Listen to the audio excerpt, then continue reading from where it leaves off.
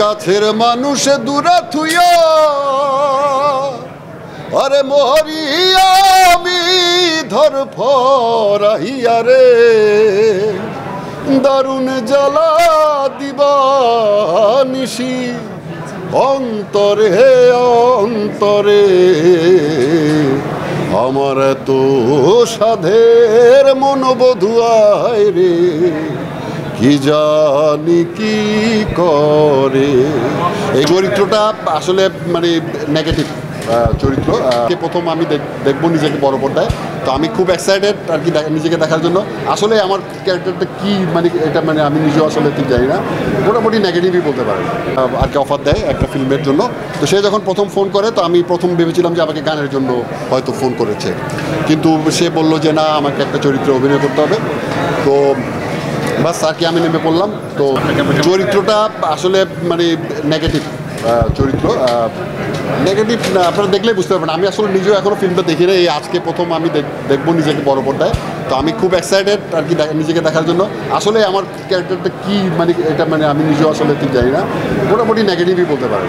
একজন এজেন্সির মালিক, সে তার কাজ হচ্ছে যে বিভিন্ন মডেলদেরকে নিয়ে কাজ করা, এই ধরনের। এই ছবিটা দর্শকদের অবশ্যই দেখা উচিত। এই ছবিটা খুবই একটা সুন্দর অন্যরকম একটা ছবি।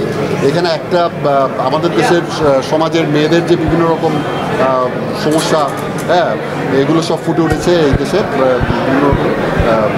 এইটাই আপনারা সবাই দেখবেন এবং খুব ভালো একটা মুভি এবং গল্পটা খুব সুন্দর। এই না মানে প্রত্যেকের তো আলাদা আলাদা দর্শক থাকে, প্রত্যেকের আলাদা আলাদা পপুলারিটি আছে, প্রত্যেকের দর্শক আছে। তো সেই ক্ষেত্রে থেকে আর কি সবাই সেই জায়গা থেকে সবাই দেখবেন এই আর কি। এটা আসলে কারোর সাথে কারো তুলনা বা সেরকম কোনো কম্পিটিশনের ব্যাপার না। এটা আসলে মানে একটা সুন্দর ছবি, সবাইকে দেখার অনুরোধ জানাচ্ছি। সবাই আসবেন, হলে দেখবেন, এতটুকুই। আমরা তো আমাদের সাধ্যমতো চেষ্টা করেছি, মানে যেখানে যেখানে যাওয়ার, যাকে যাকে বলার, এই আর কি। এই আমার প্রথম আসলে আমি প্রথম এই বড় পর্দায় আসলে প্রথম আমি অ্যাক্টিং জীবনে আমার এই প্রথম। আমি জানিও না মানে আরও পরে আমি কি অ্যাক্টিং করবো কি করবো না আর জীবনে, এটাই আমার প্রথম, হয়তো বা এটাই আমার শেষ।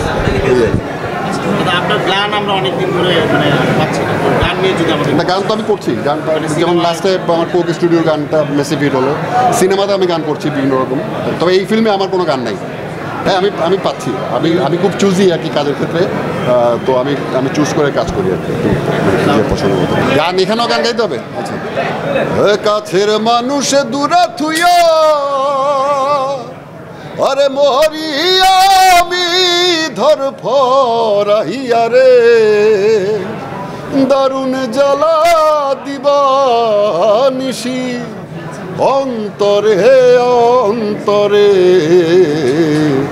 আমার তো সাধের মনোবধুয়ায় রে কি জানি কি করে। এই গানটা আমাদের শ্রদ্ধেয় আলম খান ভাইয়ের, তিনি সদ্য প্রয়াত, উনার লেখা সুর করা গান, মুকুল চৌধুরীর লেখা, এবং আমাদের প্রিয় জব্বার ভাই যিনি, উনাদের কেউ এখন আর পৃথিবীতে নাই, তো উনার গাওয়া গান ছিল। জানি না আমি করবো কিনা, তবে যদি সেরকম মানে যদি পছন্দ হয় আমার চরিত্র, তাহলে আমি করতেও পারি। দেখে পুরোপুরি তখন আমি আবার বলতে পারবো মানে ব্যাপারটা, কারণ আমি পুরো সিনেমাটা আমি জানি না, আমি দেখেও নাই, আজকে প্রথম দেখবো।